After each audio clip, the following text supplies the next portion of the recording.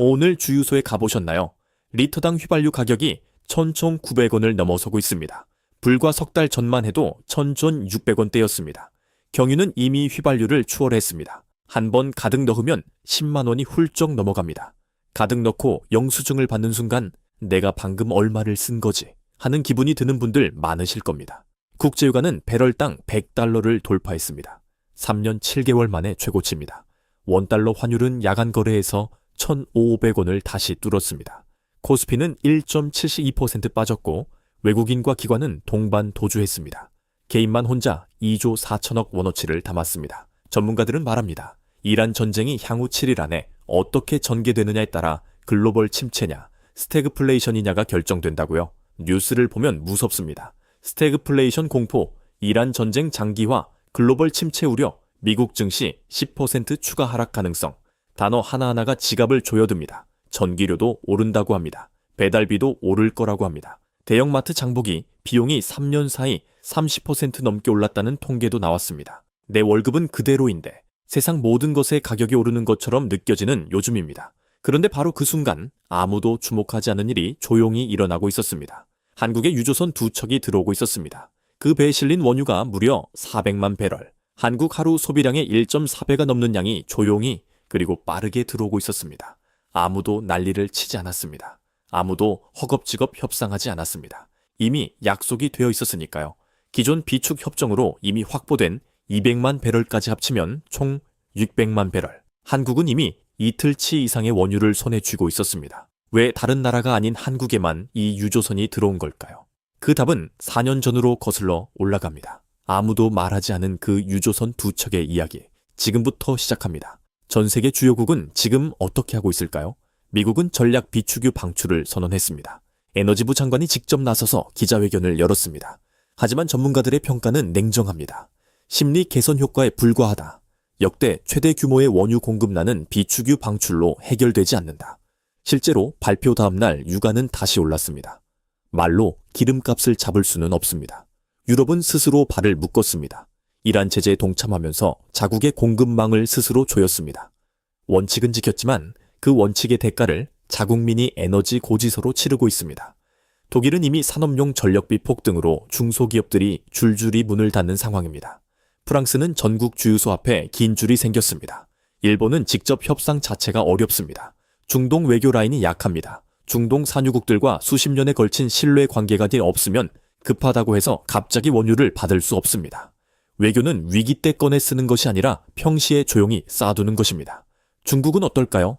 중국은 사우디와 이란 양쪽에 줄을 대고 있습니다.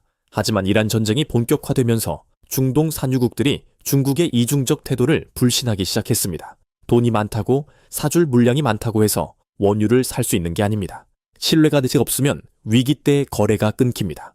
한국과 UAE의 관계는 여기서 그치지 않습니다. 한국은 UAE에 병력도 파견하고 있습니다. 2011년부터 아크 부대가 UAE에 주둔하면서 특수전 훈련을 지원해왔습니다.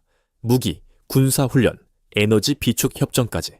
한국과 UAE의 관계는 단순한 거래가 아니라 전방위 안보 동맹으로 발전했습니다.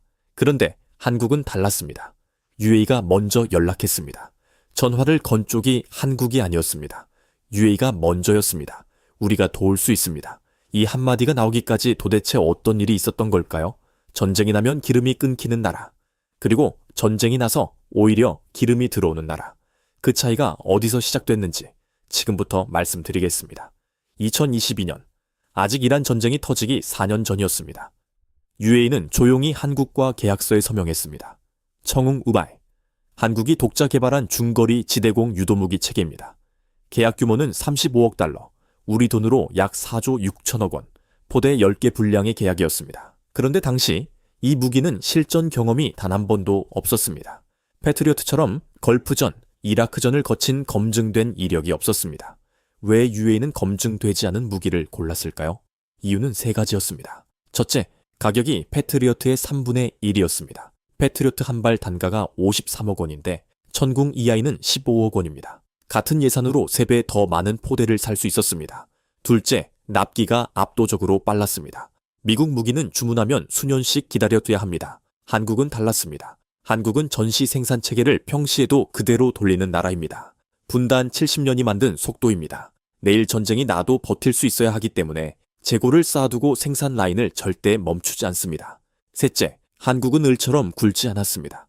미국이나 유럽 방산업체들은 기술 이전을 꺼립니다. 한국은 기술 이전 조건, 유지 보수 조건을 명확히 했고 계약 기간 내내 그 조건을 지켰습니다. UAE 입장에서는 무기를 사는 게 아니라 믿을 수 있는 파트너를 얻는 느낌이었을 겁니다. 그 선택이 2026년 2월 28일 새벽에 증명됐습니다.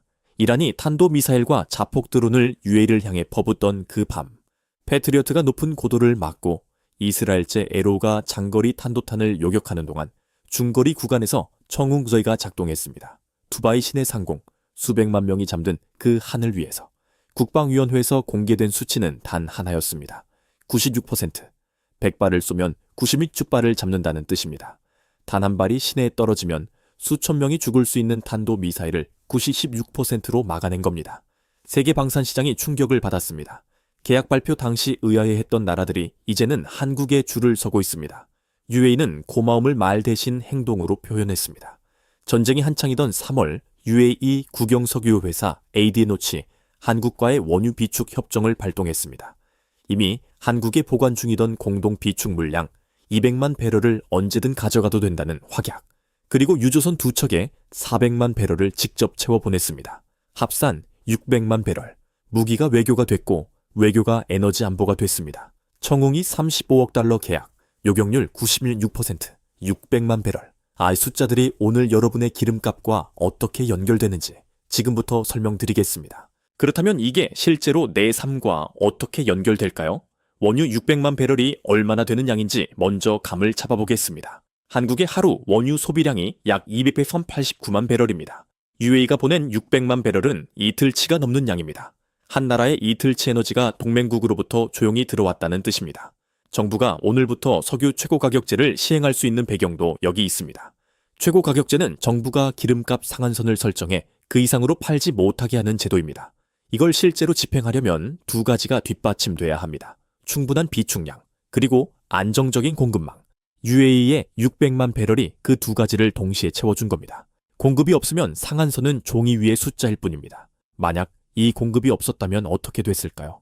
에너지경제연구원 일부 전문가들은 유가 100달러의 공급 부족까지 겹쳤다면 국내 휘발유 가격이 리터당 2,200원을 넘을 수 있었다고 봅니다.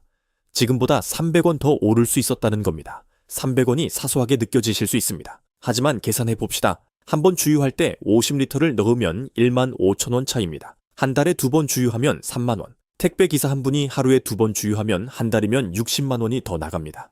그 비용은 배달비로, 택배비로, 마트 상품 가격으로 전가됩니다. 편의점 삼각김밥이 오르고 치킨 한 마리 가격이 오릅니다.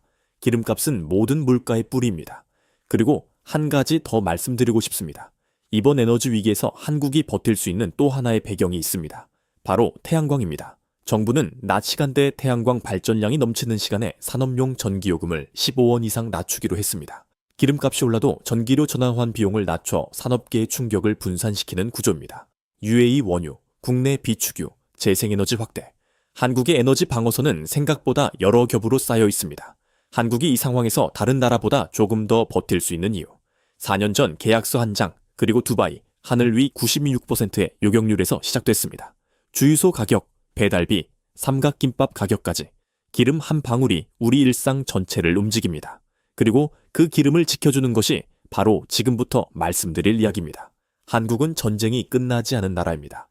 1953년 정전협정 이후 70년이 넘게 흘렀지만 법적으로 전쟁이 한 번도 종료된 적이 없습니다. 총성이 멈췄을 뿐 전쟁 상태는 지금도 유지되고 있습니다. 이 비극적인 현실이 한국의 방산 기술을 처음부터 다르게 설계했습니다. 납기가 빠를 수밖에 없는 이유, 재고를 쌓아둘 수밖에 없는 이유, 전시 생산 속도를 평시에도 유지해야 하는 이유, 모두 여기서 나왔습니다.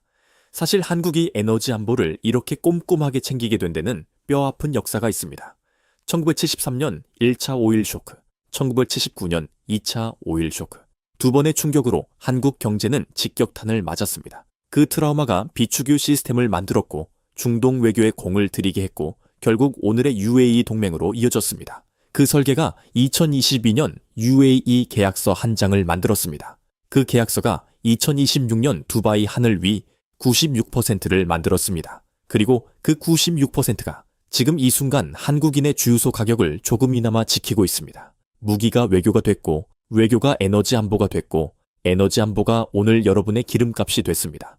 분단의 비극이 만들어낸 기술이 낯선 사막 위의 하늘을 지키고 다시 우리의 일상으로 돌아왔습니다. 가끔은 이런 생각이 듭니다. 한국이라는 나라가 걸어온 길이 이렇게 촘촘히 연결되어 있다는 것이 슬프기도 하고 대단하기도 합니다. 오늘 우리가 나눈 이야기는 단순한 경제 뉴스가 아닙니다.